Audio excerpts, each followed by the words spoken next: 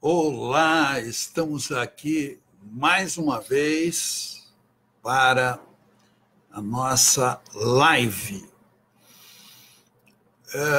Meus queridos, minhas queridas, hoje nós vamos falar de um tema bastante interessante. Semana passada ainda estava de férias, chegando agora de volta. E a semana passada, a partir da terça-feira, já trabalhei na clínica e estamos retomando as nossas lives, que eu julgo serem muito importantes para nós todos. Essa troca nossa espontânea, essa conversa, esse diálogo franco.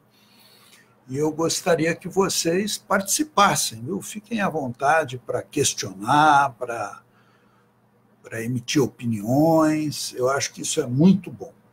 Eu quero, de antemão, já cumprimentar a Sônia, a Vivian, a Rita de Cássia, a Deise, a Rebeca, o Luiz Ricardo, psicólogo da clínica, uma pessoa muito competente, dedicada ao seu trabalho. A Vivian, também uma psicóloga muito dedicada, competente. Kátia Zen, Fernanda Perácio, e nós vamos hoje, Cris, seja bem-vinda, Cris, e todos os nossos amigos que estão já chegando aos poucos e se unindo ao nosso trabalho. Boa tarde, Fernanda. Muito obrigado, Fernanda, pelo estímulo. Hoje nós vamos falar de um tema muito importante e que eu tenho certeza que vai ser muito proveitoso a nós todos. Inclusive, vou pedir para vocês, de antemão, se vocês puderem, uma vez que essa live não foi divulgada com antecedência, se vocês puderem compartilhar a nossa live e divulgar para os amigos, assim as pessoas podem também entrar e nós podemos dialogar com amigos de vocês, colegas, pessoas que possam se beneficiar. Às vezes são pessoas que estão sofrendo de depressão, de ansiedade, de pânico, de angústia, aquela angústia difusa que você não sabe de onde vem e que te aperta o peito, te faz tão mal para você.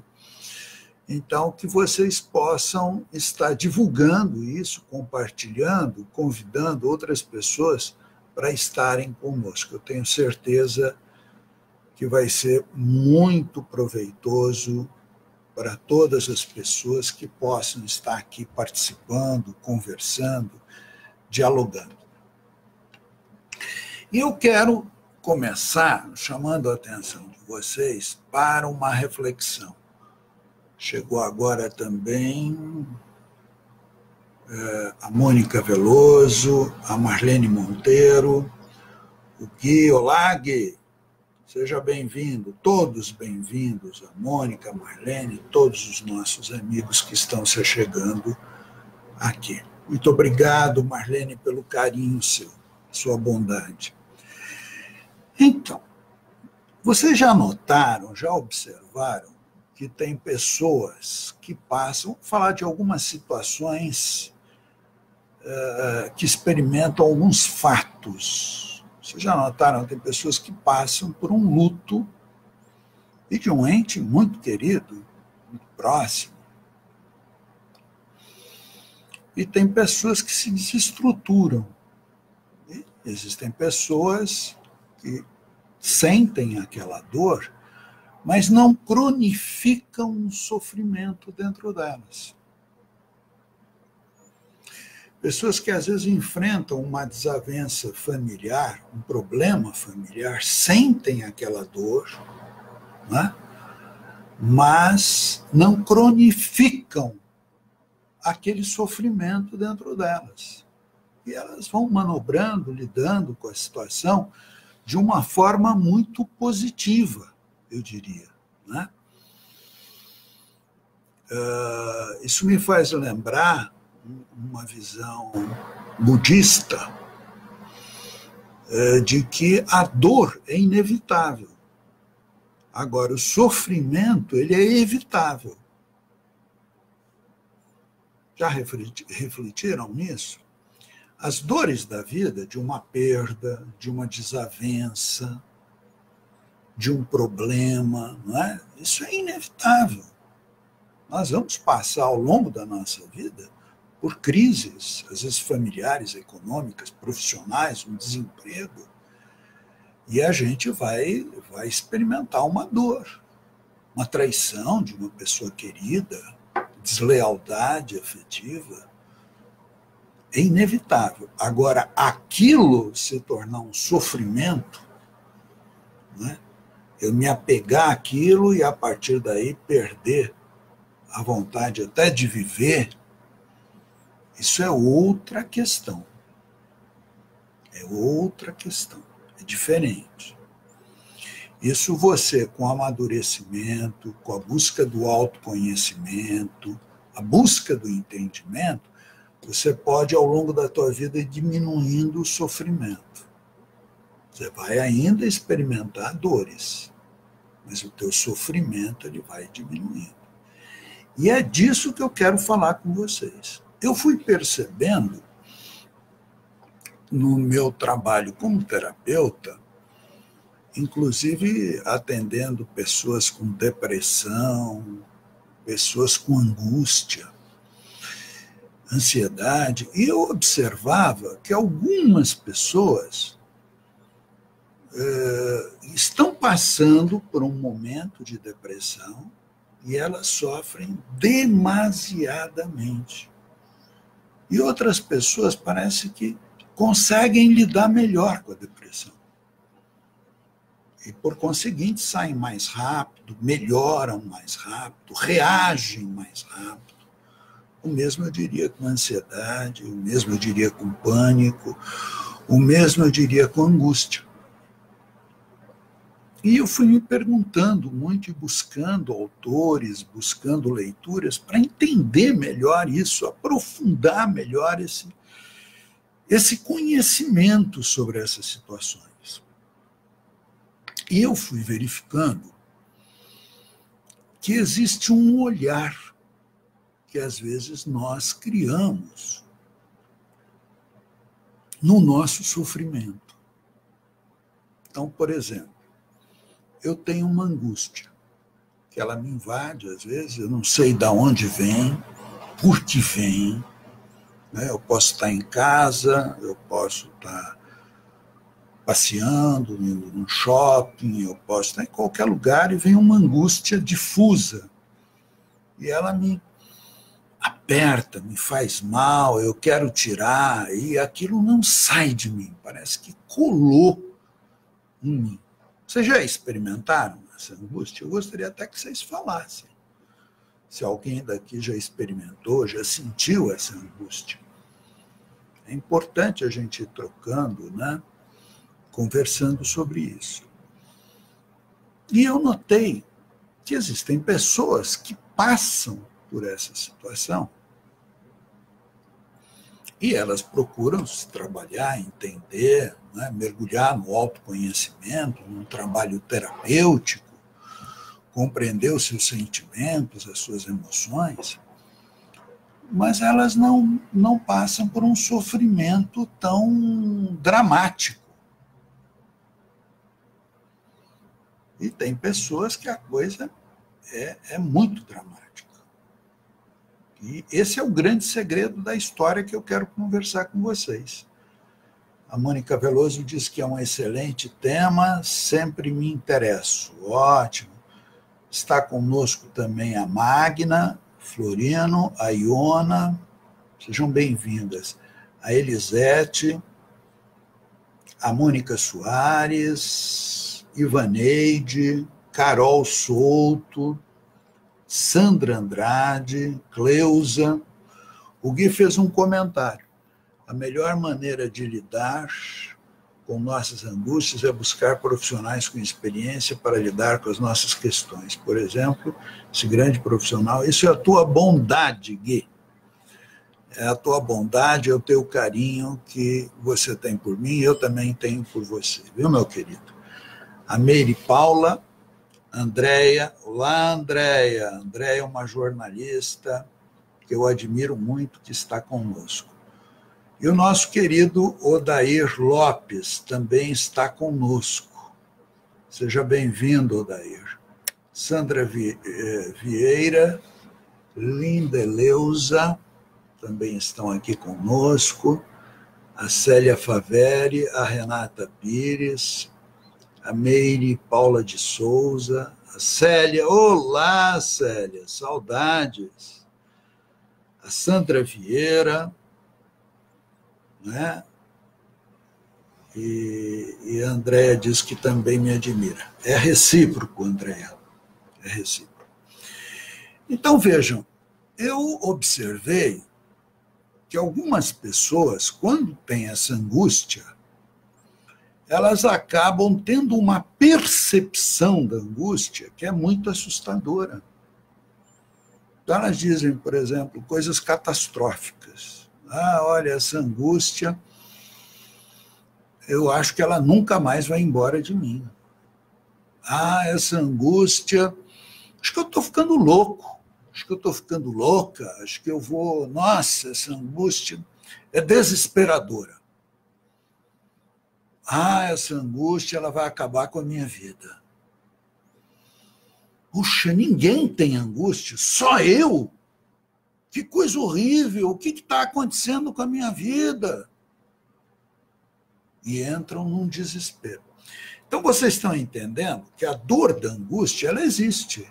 Agora, existe uma coisa que é como eu vejo essa angústia, que é o desdobramento que eu faço na minha cabeça da angústia.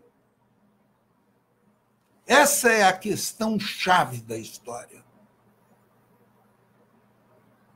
Então, tem a dor da angústia e tem a dor de como eu vejo a angústia.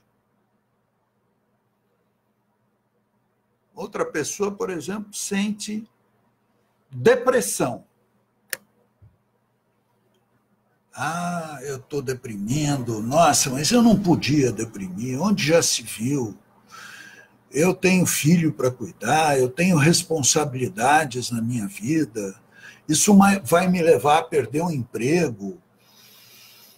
O que será de mim? E aí ela começa a ter até imagens na cabeça, ela se vê morando na rua, numa situação lamentável de vida. Olá, Sandra Ruiz, seja bem-vinda. E ela aquilo começa a crescer na cabeça dela, é um quadro dantesco, ela está agora sem condições econômicas, não consegue mais cuidar dos filhos, na cabeça dela, ela vai acabar sem a menor possibilidade de sobreviver, e aquilo começa a sufocar.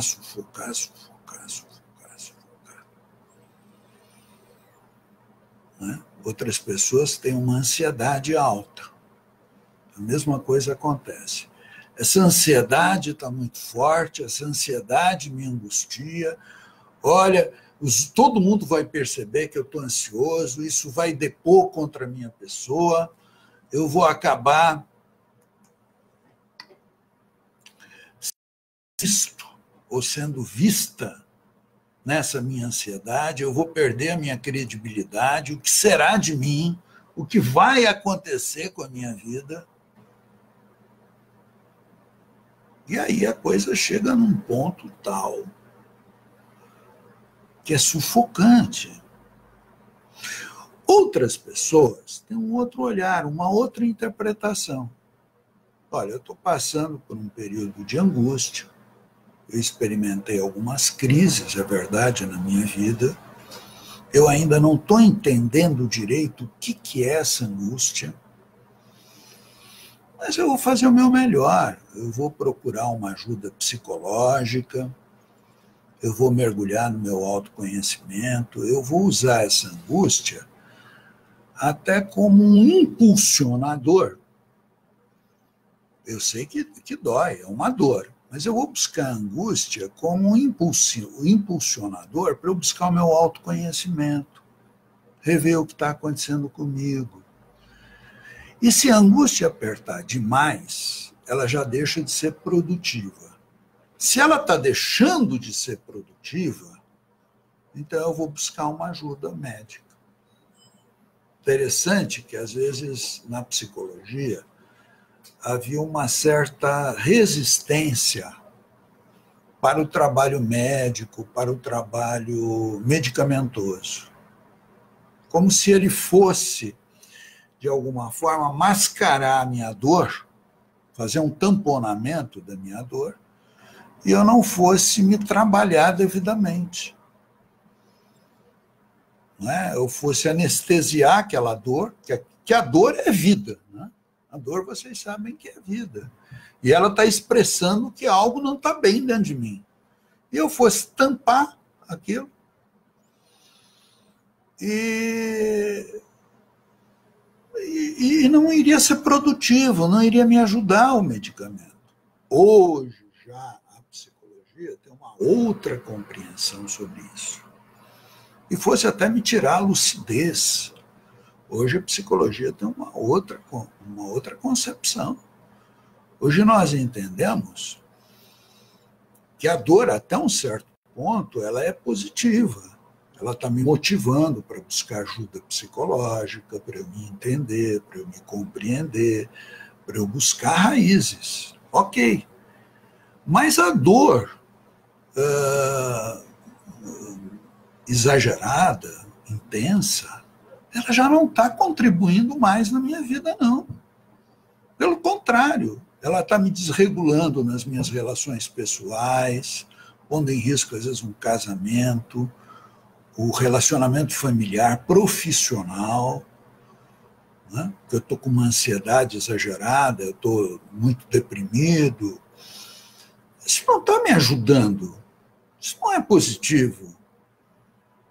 Então eu preciso de uma ajuda, não é para eu sair da lucidez, não é para eu fugir de mim, mas é para ela ficar mais razoável e eu poder me conhecer, eu poder até fazer um trabalho terapêutico, senão não daria.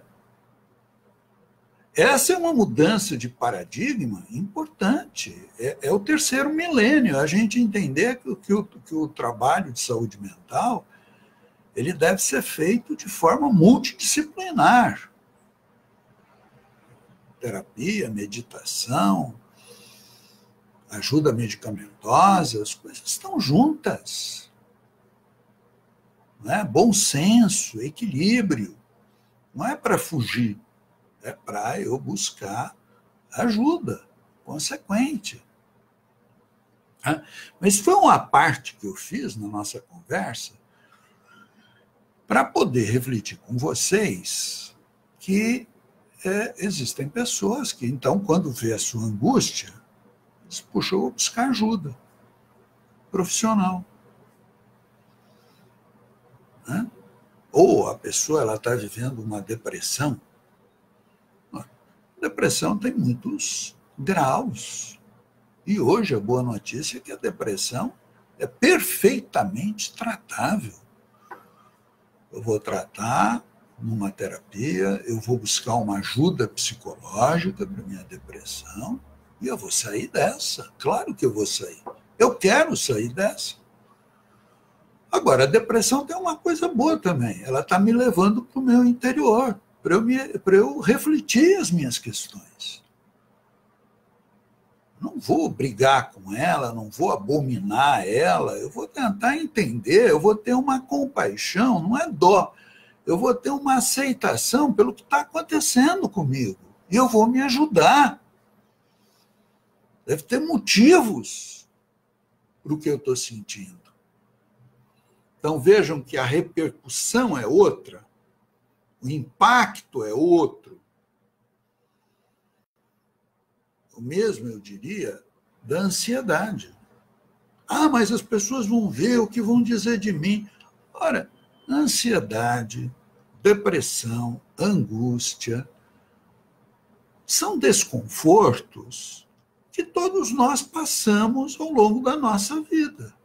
Alguns passam com uma intensidade maior, outros com uma intensidade menor, outros por um tempo duradouro, longo, outros por um tempo mais curto, mas nós passamos. É da condição humana. Não é motivo de eu me envergonhar. Eu preciso me trabalhar se eu estou me envergonhando.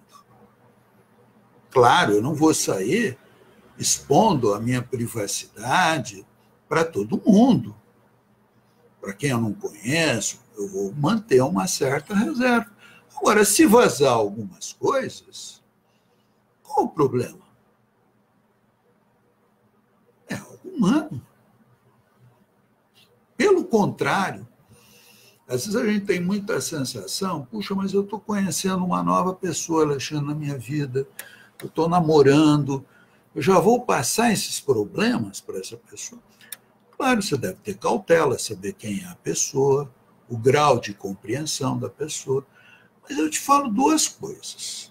Primeiro, esses desconfortos que você passa, provavelmente todo mundo passe. É que você olha muito pela vitrine, e na vitrine todo mundo distante é muito legalzinho, está bonitinho, está tudo certinho. Só quando você cruza os bastidores da vitrine, você vai ver que as pessoas passam por essas questões. Isso é próprio da condição humana. Então, não é só você. E segundo conselho que eu dou para você, se essa pessoa que você está conhecendo não é capaz de entender certas fragilidades humanas, talvez não seja um bom companheiro ou uma boa companheira para você. Né? Claro que eu vou me expor aos poucos, na medida em que a gente vai consolidando o relacionamento. E eu te daria ainda uma outra dica para você. As pessoas num relacionamento afetivo, elas acabam se interessando e gostando mais, muitas vezes, de estar ao lado de uma pessoa humana, que tem emoções humanas, que tem medo, que tem insegurança, que tem, às vezes, uma angústia, que às vezes fica chateado, às vezes deprime. Uma pessoa, um ser humano. Agora, se ela fica diante de uma pessoa, eu vou me relacionar com uma pessoa que é toda perfeita, não tem problema nenhum, lida bem com todas as situações da vida, oh, meu Deus, é assustador. Eu estou me relacionando com Deus. Ou eu estou me relacionando, não sei, com alguém que está acima de tudo. Eu estou procurando uma relação humana. Então, vamos tentar ter um bom senso para a gente não ficar, né, fantasiando que as pessoas só vão amar ou gostar quem é perfeito. Né? Nós precisamos fazer um discernimento entre admiração e amor. Ok? Eu queria também... O Odair, ele faz uma pergunta e diz assim, angústia, melancolia e revolta tem a ver com depressão? Sim, Odair, pode ter a ver. A angústia, ela é muito mobilizadora. Quando a gente está sob o efeito da angústia, a gente fica meio que cego naquilo, né? Naquela dor. A melancolia também, ela nos abaixa. Eu diria que pode ser uma porta de eu começar num processo e alteração de humor, mais depressivo, né?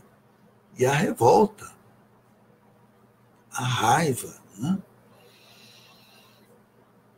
São emoções que podem estar juntas, sim, Odair. A Vanessa Moretti está conosco, seja bem-vinda. A Célia diz que também tem saudades. Você também, Célia. É recíproco da minha parte. A Bruna Barros entrou, está conosco. A Cida Gonçalves, Lilian Atalaia, Viviane Burato. Sejam todas bem-vindas, viu? Todos bem-vindos. A Célia Neves diz: obrigada por tudo, você sempre me ajudou, você é admirável. Hoje eu me vejo muito melhor. Obrigada, amigo. Beijos no seu coração. É o teu carinho, Célia. Você é uma pessoa muito afetiva, muito grata. Receba o meu carinho também. O Rodrigo Galerinha está conosco, a Sheila Nascimento, Terezinha Santos, a Sônia Braga, a Sueli, a Célia Rafael, a Cristina Rocha. Sejam todos muito bem-vindos na nossa live. O Odair Lopes, ele fala também: a minha depressão me fez isolar, pois fiquei sensível às coisas erradas. Então, eu acho que você confirma um pouco aqui, Odair, o que nós estamos falando. A depressão, às vezes, ela tem um ganho também. É um momento que eu vou fazer um mergulho sobre a minha vida, uma revisão da minha vida. Às vezes, no dia a dia, a gente vai jogando tudo muito para fora, para o externo, né? Então, a depressão, às vezes, é um tempo de deserto, eu diria, de deserto interior, que é quando você pode parar para refletir na sua vida, para você poder olhar um pouco a sua caminhada na vida. Como está sendo a minha caminhada na minha existência, o que eu tenho passado, situações desconfortáveis, estresse, situações que eu não queria na minha vida, mas acabaram acontecendo, situações que eu acabei repetindo, né? Qual a minha responsabilidade nessas situações? Será que eu não soube colocar limites? O que aconteceu na minha vida?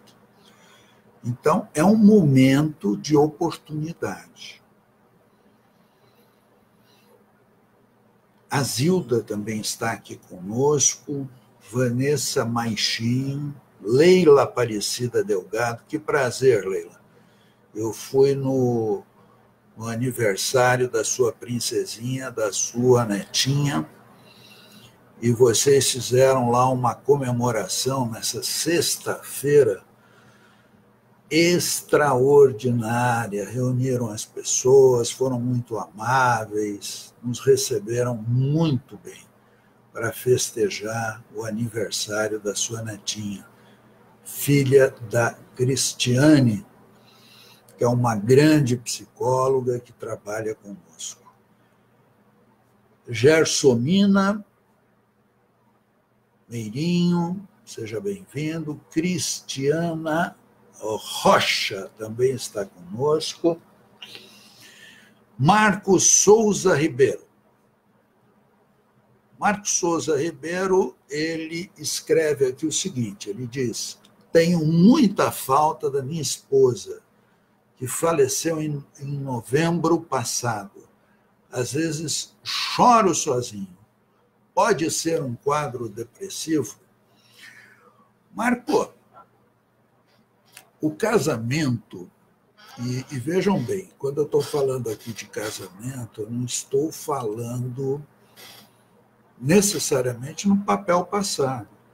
Pode até ser papel passado ou não. Mas quando você está acasalado com alguém, aninhado com alguém, você vive junto, você está num ninho com uma pessoa. É interessante como a gente vai, ao longo dos anos, criando um elo. E esse elo, ele vai, inclusive, criando, às vezes, semelhanças. Às vezes até corporais, viu? Pelos hábitos próximos do casal. Eles vão ficando até parecidos. Talvez você já notou isso, Marco. E essa afinidade, ou essa complementariedade, ela vai também criando uma proximidade muito grande do ponto de vista psicológico, espiritual com essa pessoa. Às vezes, mesmo quando acontecem discussões, aquelas discussões que aparência constrói uma aparência de distanciamento, mas aquilo, na verdade, está unindo. Por isso que tem uma música muito bonita da Mercedes Sosa com o Fagner, em que eles cantam o seguinte: a tudo dizes sim, a tudo digo não, para poder construir essa perfeita harmonia que põe velhos corações. Então a gente vai meio que criando essa grande ligação, esse grande vínculo afetivo. E a gente se acostuma naquilo fisicamente, psicologicamente, espiritualmente. Parece que é uma energia que ela vai sendo compartilhada. Daí essa imagem que dois se tornam meio que um naquele relacionamento, naquele casamento. E quando uma dessas pessoas parte, no caso que você está contando, do falecimento da sua esposa, aquela subtração, aquela extração da convivência diária, claro que ela produz uma dor. Aquilo, eu diria, que é o luto, é um trauma, não é? É um trauma. Mesmo se eu sei que é uma doença prolongada, que vai partir, ou se é de repente, mas é um trauma, é um desligamento, é um corte. E a gente entra numa coisa chamada luto. Né? Há uma ferida e ela vai começar a ser cicatrizada. Se eu noto que eu estou fazendo um movimento de cicatrização, eu estou conseguindo lidar com essa situação, ok. Agora, se eu noto que está difícil lidar, que a dor está muito forte, eu não estou conseguindo lidar com aquilo, e aquilo está se prolongando muito, e eu não estou sentindo essa melhora, aí se torna importante uma ajuda, muitas vezes psicológica. E quando eu começo a deprimir, às vezes, além da ajuda psicológica, eu preciso de uma ajuda também médica, para que eu possa cicatrizar esse ferimento. Claro que vai ficar um sinal, mas eu vou cicatrizar, né? Lidar com muito respeito, é algo sagrado, que foi o meu casamento, a minha vivência com aquela pessoa, mas que eu possa ter força, ter energia para seguir a minha vida e reconstruir a minha existência. É um direito meu, né? É isso, querido. A Ana Nilce, uma pessoa muito querida, Ana Nilce está conosco, a Laura Carolina Greco, olá, Laura, Marisa Borges, tudo bem, Elisa Correia, o Nicolino Monte Real, Antônia Isaías Silva, Fernanda Perácio. A Fernanda Perácio diz o seguinte: gostaria de saber, na sua opinião, qual o prazo estimado para se passar pelo luto de um ente querido, sem ser patológico. Olha, Fernanda, eu tenho muito receio de lidar com essa questão de prazo, sabe? Porque eu acho que cada luto é luto. E uma coisa assim, o luto ele deve ser entendido também dentro de uma dimensão da pessoa. Tem pessoas que têm um histórico de vida de depressão, um histórico de algum transtorno de personalidade. Então, elas estão mais vulneráveis ao luto. Tem pessoas que estão menos vulneráveis. Então, nós temos que entender também a personalidade dessa pessoa. Eu acho difícil a gente estabelecer algo rígido. Agora, se eu verifico, o que eu tenho que observar é assim: esse luto, ele vai me doer, ele vai me machucar, é bom eu me expressar, eu posso me recolher um pouco dentro de mim, né? Agora, eu vou notar, depois de 1, 2 meses, que eu começo a ter algum tipo de melhora. Claro que são ondas. Ora eu dou uma melhorada, parece que aquilo ficou mais distante. Aí, ora, aquilo vem mais forte. É ondas. Vai tendo aqui é como se eu estivesse no mar navegando sobre ondas. Mas eu noto que essas ondas elas estão, aos poucos, ficando mais espaçadas e menos intensas. Então, eu estou caminhando bem.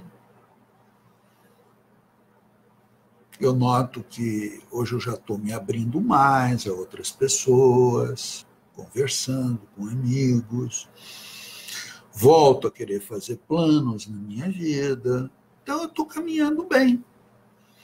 E isso vai cicatrizando. Agora, se eu percebo que eu não estou conseguindo, que as ondas continuam muito insistentes, com intervalos muito curtos, ondas fortes, eu acho que é a hora de eu pensar em ajuda. A Elaine Zanfolin também está aqui conosco, Camila Nascimento, de Paula, seja bem-vinda. E o Odair Lopes, ele escreveu aqui novamente. Ele disse: obrigado, estou tendo tempo para refletir e com humildade buscar acertos e correções. Mas isso vem acendendo a intolerância, a cegueira de pessoas que querem nos incutir erros que não nos cabem. Parece que querem jogar mais para baixo. Sou seu fã, doutor. Odair, você é uma pessoa muito querida. Eu acho você uma pessoa muito inteligente. Eu acho que você é uma pessoa com bom senso.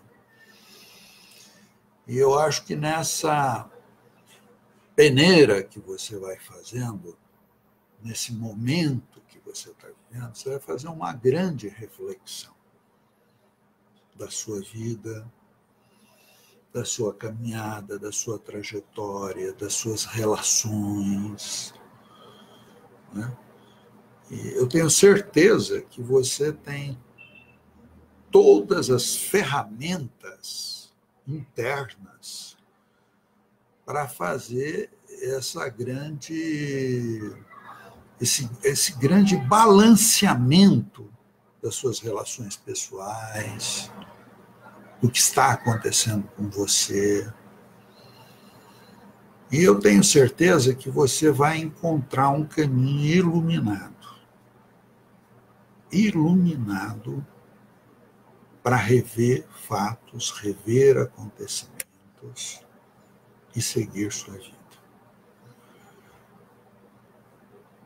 Receba o meu abraço, Odair. O Marcos Souza diz obrigado, muito obrigado, mestre, fiquei satisfeito. Você que é um querido que está conosco, Marco, um querido que está aqui junto com a gente. A gente, aqui nessas lives, a gente vai construindo uma relação afetiva, de carinho pelas pessoas. A Priscila Gomes também entrou, está conosco. Obrigado, Priscila. Ana Paula Vasconcelos, Mirelle. Olá, Mirelle, tudo bem? O Severino, Caetano. Enfim, são pessoas muito queridas que estão se achegando e estão aqui conosco nesse instante. Muito bem, então, vamos resumir o que nós falamos aqui hoje. Nós dissemos o seguinte, até tem um preceito aí budista. A dor, ela é inevitável na vida. É inevitável passar por uma perda, por uma separação, por uma traição. É inevitável, às vezes, eu passar por uma angústia, às vezes por uma ansiedade, uma insegurança, um medo. Isso é inevitável da vida. Agora, eu abraçar isso, e eu potencializar isso, e eu catastrofizar isso, não. Isso é sofrimento. Então, com o amadurecimento, com a prática do autoconhecimento, com a meditação, eu vou desenvolvendo uma maneira de não abraçar tanto essa dor. Eu compreendo a minha dor, eu não subestimo, eu não finjo que não existe. Não é isso, não é negar a dor, não. Eu compreendo a minha dor, agora eu não abraço essa dor. Percebe? Eu vou aprendendo a deixar ela fluir. Eu não fico dando corda, que aí eu estaria entrando muito no sofrimento. Então, com o passar da vida, se você for desenvolvendo uma prática meditativa, de autoconhecimento, for levando a sério aquilo que você passa, é possível que esse sofrimento ele vai diminuindo a intensidade. Eu vou conseguindo evitá-lo. E é isso que nós estamos querendo com essas lives, os posts que nós colocamos no Facebook, com a nossa página, que eu gostaria muito que vocês visitassem, que é www.oconsultorio.com. Vocês entrassem nessa página, é um site de ajuda psicológica. Fossem lá, visitassem, fizessem um relaxamento lá. É muito legal esse trabalho que nós fazemos no www.oconsultorio.com. Então, se você for lidando com isso, o sofrimento ele vai diminuindo. Eu também nós falamos aqui, que a questão fundamental, às vezes, não é o sofrimento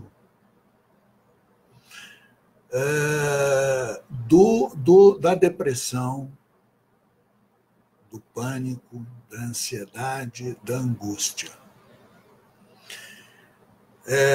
O sofrimento intrínseco dessas coisas, a gente poderia, nessa nossa conceituação, chamar de dor.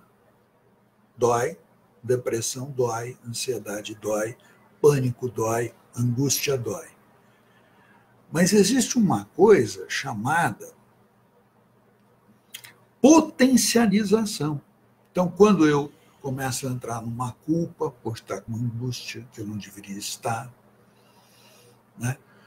Quando eu começo a brigar com os meus sentimentos, quando eu acho que isso vai me levar à loucura, que eu não vou suportar, né? Quando eu começo a catastrofizar, eu entro no sofrimento propriamente dito. Então, nós vamos dizer assim, que a percepção da angústia, ela pode doer muito mais do que a angústia. Pode me fazer sofrer muito mais do que a angústia. A percepção que eu tenho da depressão pode me fazer doer 1000 vezes mais do que a depressão em si. Se eu sou um cara perfeccionista, eu acho que eu sempre tenho que estar bem, equilibrado, tudo legal. A percepção que eu tenho da ansiedade, a vergonha de passar para os outros e não sei mais o quê, uma autoexigência comigo muito grande, pode me fazer sofrer muito mais do que a ansiedade em si. Esse é o grande segredo da coisa. Então, a gente, em primeiro lugar, precisa cultivar um olhar para esses nossos ferimentos, esses nossos traumas, eu diria com maior compaixão, não é dó. Compaixão não é dó, vocês sabem muito bem, nós já discutimos muito isso. Compaixão é estar com a paixão, é estar junto com o que eu estou vivendo. Né? Eu procurar me entender. Né? Eu não entrar em briga comigo. É buscar recursos, é buscar ser um amigo generoso comigo. Não é, veja bem, se eu cometi um deslize, um erro, não é eu me aplaudir. Não, eu vou procurar corrigir, eu vou procurar, né, ver o que eu fiz de errado, o que está acontecendo na minha vida, ou comigo mesmo, um erro que eu tenha feito comigo. Ok? Mas é procurar desenvolver uma certa suavidade na vida. Ok? Então, esta está sendo a nossa live. É eu aprender a lidar de uma outra forma com a minha percepção. Eu conversar comigo. Olha, eu acho que eu estou exagerando. Às vezes você precisa até brincar um pouquinho com você. Eu acho que eu estou hiperdimensionando a minha dor, eu estou sendo muito pessimista. Né? Nós não somos perfeitos, Deus é perfeito, nós somos humanos. Baixar um pouco essa exigência. Hoje tem tratamento para angústia, sim, tem tratamento para depressão, para ansiedade. O prognóstico é muito bom. Eu vou procurar ajuda, calma. Isso vai passar. Quantas coisas que eu já tive na minha vida que eu achei que nunca iam passar e passaram. Eu achei que não tinha saída, acabou a vida. Mas hoje eu olho para trás e, puxa, aquilo lá eu já tirei de letra. Então, mais calma, né? O Odair diz, obrigado, doutor, me ajudou demais. Que bom, fico feliz, viu, Odair? A Priscila diz que boa tarde, Priscila. E ela está acompanhando atenta. Que bom. A Cris disse muito agradecida. Isamária está contente. Que bom, Isamária. Sônia Pardal entrou, seja bem-vinda, Sônia. A Fernanda Perassi, ela diz, obrigado, doutor, estou num luto de 2 anos pelo desencarne do meu namorado, que era psicólogo, e tem amigos que não entendem, acham que já devo esquecer isso e partir para outra. Mas eu preciso absorver primeiro as fases do luto para poder ir adiante. Então, Fernanda, eu acho que tem um tempo de absorção. Eu concordo com você que tem um tempo que a gente precisa digerir essas coisas com a gente mesmo. Mas eu acredito que até por ter sido um relacionamento muito positivo, que me parece, com essa pessoa, isso vai te dar forças para buscar outras relações. Eu noto, de amigos, ou relacionamento afetivo, etc., eu noto, por exemplo, afetivo que eu digo especial, né? Como era com o seu namorado. Eu noto assim, na minha experiência clínica, que pessoas que foram muito bem-sucedidas afetivamente, tiveram um namoro, um casamento, um relacionamento muito positivo, às vezes essas pessoas buscam até rapidamente um outro relacionamento. Exatamente porque foi muito bom aquele relacionamento. Cresceram, se desenvolveram. Então, elas saíram daquela relação, não por uma escolha de ambos, mas por uma questão da vida, do plano da vida. Eu acho que você é uma pessoa espiritualista, você usou a palavra desencarne. E elas sentiram que aquilo foi muito bom, aquela relação foi boa, e encoraja a buscar outras pessoas positivas para poder ter outros relacionamentos de crescimento, outros relacionamentos positivos. Às vezes, a maior dificuldade são quando você tem uma pessoa que viveu uma relação muito sofrida, muito dura, onde passou por muitas coisas desagradáveis, uma relação traumática. E aí a pessoa acaba tendo muita dificuldade de recomeçar a sua vida afetiva, porque houve uma associação muito negativa. Claro que existem outros casos, a pessoa não quer, tem filhos pequenos, tem outras situações, não sei. Aí entram milhões de coisas, nós não podemos generalizar isso. Mas eu estou te falando isso para entender que não é porque eu busco uma nova relação que eu estaria negando aquele relacionamento. É isso que eu quero passar para você especificamente, Fernando. Às vezes, por eu ter tido uma relação amorosa muito positiva, isso pode me estimular a viver uma outra relação com outras pessoas. Viver outros relacionamentos na vida. Né? Vamos pensar um pouquinho nisso. Mariana Reis, que é nossa amiga, já está conosco também. A Sandra Ruiz diz, cada vez mais admiro o seu trabalho. Obrigado, Sandra. A gente procura desenvolver esse trabalho com muito amor, tenha certeza disso, com muito carinho, ao longo desses anos. O outro dia, uma pessoa me perguntou, mas, Alexandre, você pretende trabalhar até quando? Porque eu já estou trabalhando na profissão de formado 38 anos, mas antes de me formar, eu já fazia estágios, cheguei a trabalhar na CVV, etc. E eu disse, olha, a coisa que vai me deixar mais feliz, eu acho que na minha vida, é se eu trabalhar até a minha partida. Porque o meu trabalho é um trabalho feito por amor. Eu tomo esse trabalho realmente como uma missão. Então, é um trabalho que eu tenho muito carinho pelas pessoas, pelo que eu faço, porque eu faço verdadeiramente. Então, não pretendo. Eu pretendo que eu pare de trabalhar. Eu até brinquei com a pessoa. Falei, se você souber, o Alexandre partiu dessa para outra vida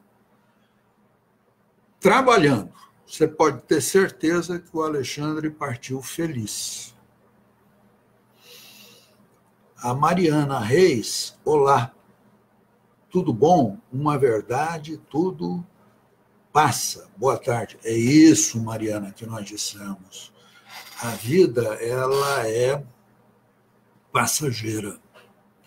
Mas os acontecimentos também são passageiros. É isso que a gente precisa entender. Que às vezes, quando a gente está vivendo um momento difícil, dá a impressão de que ele nunca mais vai passar, ele vai ser eterno. E nada é eterno. Tudo se transforma. Né? Tudo está num processo de transformação. Então, nos momentos críticos da nossa vida, só o fato da gente lembrar de coisas que pareciam que não iam passar e passaram, só isso já é como se você abrisse uma janela num dia que está um calor muito forte, né, sufocante, e você deixasse entrar aquela brisa gostosa, aquela ventilação gostosa. Não é, Mariana? Então, lembrar, o maior crise que eu esteja passando na minha vida, tudo passa. E recorde um pouquinho outras crises que pareciam que não ia mais ter solução. E teve solução. Calma, a solução virá. Calma.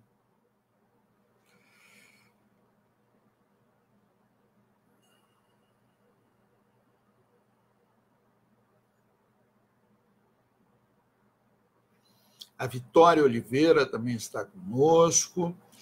E a Priscila Gomes, ela faz um comentário aqui. Ela diz assim: términos de relacionamento são tão dolorosos quanto a perda de uma pessoa querida.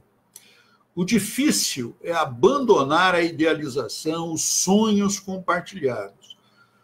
Você foi muito sábia, Priscila, nessa tua fala aqui. Foi muito sábia. Por que você foi tão sábia na minha percepção? Colocou duas coisas importantes. Primeira coisa, a morte não precisa ser física. O luto não precisa ser por uma morte física. A dor, às vezes, é por uma separação afetiva. E eu digo mais para você, Priscila, baseado no que você está falando, eu concordo. Às vezes, até uma morte de separação pode doer mais do que até um luto, não é? Porque houve tanto ferimento, tanta machucadura, às vezes mágoas, ressentimentos, que pode até doer mais do que um luto. É verdade o que você disse. Então, esse é um ponto que eu acho que você foi muito sábia na tua fala. E o segundo ponto importante, você escreve assim: o difícil é abandonar a idealização. Aí você põe reticências, os sonhos. Isso, Priscila. Porque muitas vezes a dor que a gente está sentindo não é em perder aquela pessoa. Aquela pessoa, a gente diz assim: puxa, essa pessoa me faz tão mal.